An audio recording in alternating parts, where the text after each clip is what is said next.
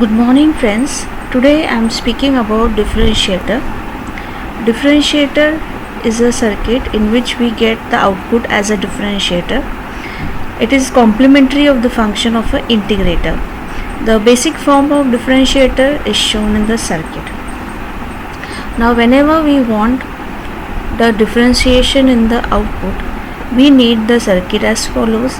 That is, if we take the voltage as the basic parameter, V in the input and V out in the output, then the rate of V in will decide the output in the voltage.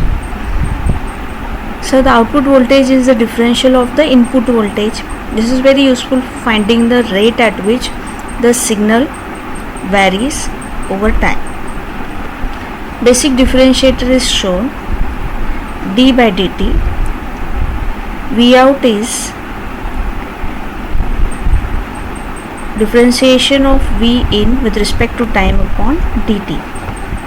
Now for example, it is possible to find velocity given distance and acceleration given velocity.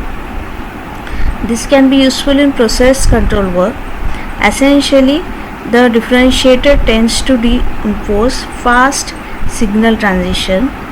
If the input waveform is non-changing, the slope is 0 and thus the output of the differentiator is 0. On the other hand, an abrupt signal change such as rising edge of square wave produce a large slope and thus output of the differentiator will be large in order to create differentiation. Now in fact we are left with the option using either inductor or a capacitor. Again, capacitors tend to be somewhat easier to work with an integrator and are preferred. The only difference between integrator and the differentiator is position of the capacitor. Instead of placing it in RF position, the capacitor will be placed in RI position. The resulting circuit is shown. So we have a simple circuit using op-amp, capacitor in input and resistor R in the feedback circuit or inverted op-amp. In the analysis, we may see the equation of a capacitor I of t equal to C dVt upon dt. So we already know about previous work that the output voltage appears across RF through inverted. So we calculate V out as minus V into RF, and by Ohm's law we know that VRF is equal to minus RF. By using the approximation that all input current flows through RF, since the op-amp input current is 0, and substituting the equation, we find V out equal to minus RF C dV by dt. A quick inspection of circuit shows that all of the input voltage drops across the capacitor because the op-amp inverting input is a virtual ground. Bearing in this mind, we arrive at final output voltage equation.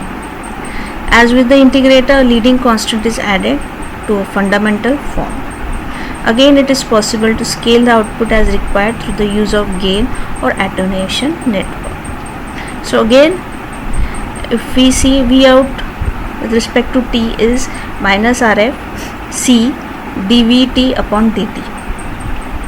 Now V out with respect to time is minus RF C d V in t upon dt. V in is the input voltage. So in this way we have calculated the voltage in the output. Now in differentiator we should know what is the accuracy and usefulness of differentiation. Now it is calculated with respect to the gain achieved in the output.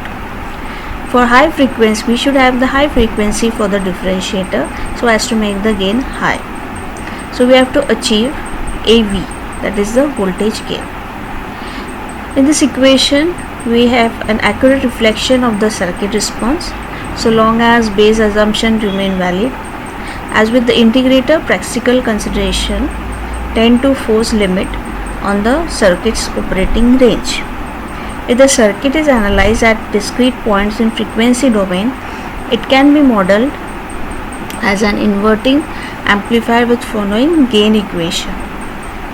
So we have the gain equation. This finds a lot of discussion in this equation. AV is equal to minus RF by XC. So if we comment on gain, impedance, RF is constant, so then XC value, if it is less, the gain will be more, and as RF is proportional to the gain. Also, AV is equal to minus 2 pi FCRF. CRF to be constant here, we may comment on frequency F. Frequency, if it is high, it is proportional to AV, so gain will be high, and the impedance XC will be low. So we may again say that frequency decreases, XC grows, this reducing the gain. Conversely, as input frequency is raised, XC falls in value, causing the gain to rise. This rise will continue until it intersects the open loop response of the op-amp, and then resulting amplitude response is shown in the figure. Now this is a response of a simple differentiator. AV gain and F on the x-axis frequency. Here we have denoted as A dash V, gain on the y-axis. Red line denotes open loop gain, and the green line denotes it's a differentiator response. So it is the differentiation achieved. Here we may optimize it further by using high value of frequency and to get a point F high in the circuit. So this can be also achieved for various circuit. The basic response is given of the differentiator in this manner. So with this we may comment that the optimization of the differentiator can be done. So this response is actually the mirror image of the basic integrator response and exhibits a slope of 6 dB per octave.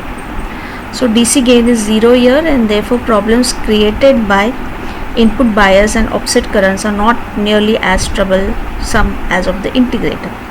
Because of this, there is no limit as to how low the input frequency may be, excluding the effects of signal to noise ratio.